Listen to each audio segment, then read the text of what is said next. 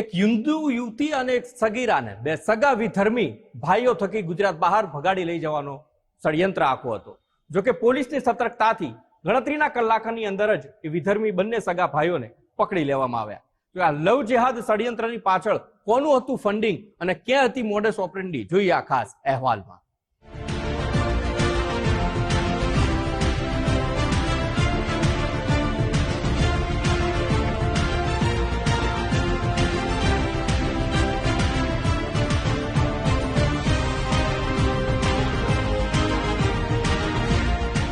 Social media કે અન્ય માધ્યમથી સંપર્ક સાધીને હિન્દુ યુવતી અને સગીરાને ફસાવી વિધર્મી યુવકો દ્વારા ભગાડી જવાના કે દુષ્કર્મ આચરવાના કિસ્સા વારંવાર સામે આવે છે।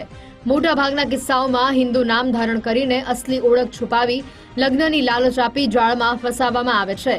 કેટલાક કિસ્સામાં તો પરિણીત અને સંતાનોના પિતા એવા વિધર્મી યુવકો લવ જેહાદની પ્રવૃત્તિમાં સામેલ હોવાનું સ્પષ્ટ થાય છે।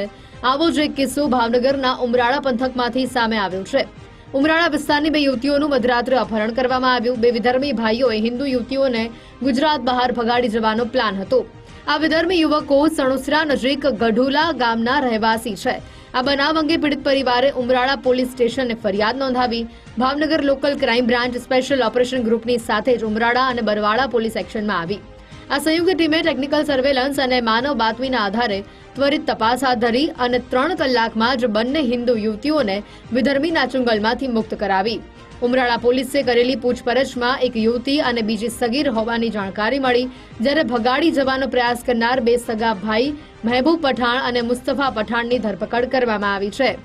પીડિત યુવતી અને બંને આરોપી ભાવનગર રાજકોટ હાઈવે પર દોરી બનાવવાના એક કારખાનામાં સાથે મજૂરી કામ કરતા, જ્યાં પરિચય થયા બાદ અગાઉ પણ ભાગી છૂટવાનો પ્રયાસ કર્યો હતો।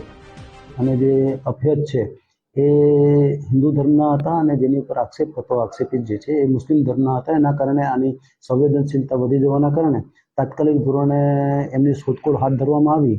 પ્રાથમિક દ્રષ્ટિએ આરોપીઓ જે છે એ ગઢુલા ગામના રહેવાવાળા હોવાથી ત્યાં શોધખોળ કરેથી તે ઘરે હાજર નહીં મળેલા, એટલે ઉમરાળા પોલીસ ટીમ LCBની 4 થી 5 અલગ અલગ ટીમો બનાવી અને ભાવનગરના તમામ જે સંભવિત સ્થળો છે ત્યાં તાત્કાલિક તપાસ હાથ ધરવામાં આવી। અને આ દરમિયાન તમામ પ્રકારના સોર્સિસથી માહિતી મેળવવાનું કામ ચાલુ હતું। દરમિયાનમાં માહિતી એવી મળી આવી કે આ જે આરોપી જે છે એ અફેરને લઈને બરવાળા તરફ ગયા છે, એટલે બરવાળા પોલીસની જે ટીમ છે એમને પણ સાથે તપાસમાં જોડવામાં આવી અને ઉમરાળા પોલીસ LCBની ટીમ અને બરવાળા પોલીસની ટીમોએ સંયુક્ત ઓપરેશન કરી અને બરવાળા ખાતેથી એમને શોધી કાઢી અને હસ્તગત કરેલ છે। વિધર્મી યુવકો દ્વારા હિન્દુ સગીરા અને યુવતીઓને ફસાવા થતી લવ જેહાદની આ પ્રવૃત્તિને લઈને હિન્દુ સંગઠનોની અંદર ભારે આક્રોશ છે। અનેક કિસ્સામાં બજરંગ દળના કાર્યકરોએ પણ પોલીસને સાથે રાખી સક્રિય ભૂમિકા ભજવી યુવતીઓને પરત લાવવામાં મુખ્ય ભૂમિકા ભજવી હતી। ભાવનગર જિલ્લામાં પાછલા 6 મહિનામાં 14 કિસ્સામાં અન્ય ધર્મના યુવકો દ્વારા હિન્દુ દીકરીઓના અપહરણ અંગે કડક કાર્યવાહી કરવામાં આવી છે।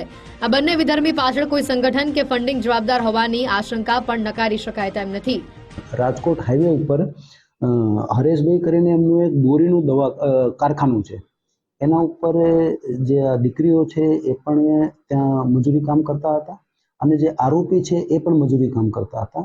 તે વખતે જે આરોપી છે ને એકબીજાના સંપર્કમાં આવેલા અને ગયા વર્ષે પણ આ આરોપીએ આ દીકરીને આ જ રીતે ભગાડવાનો, અપહરણ કરવાનો ગુનો કરેલો।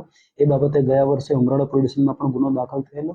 એ બાબતે કાયદેસરની કાર્યવાહી કરેલી। આરોપી જેલમાં રહીને આવેલો છે અને પછી જામીન ઉપર છૂટ્યા પછી ફરીથી આ વસ્તુ કરી છે, એટલે એ ગુનામાં પણ આરોપીના જામીન રદ કરાવવાની કાર્યવાહી પણ અત્રેથી કરવામાં આવનાર છે।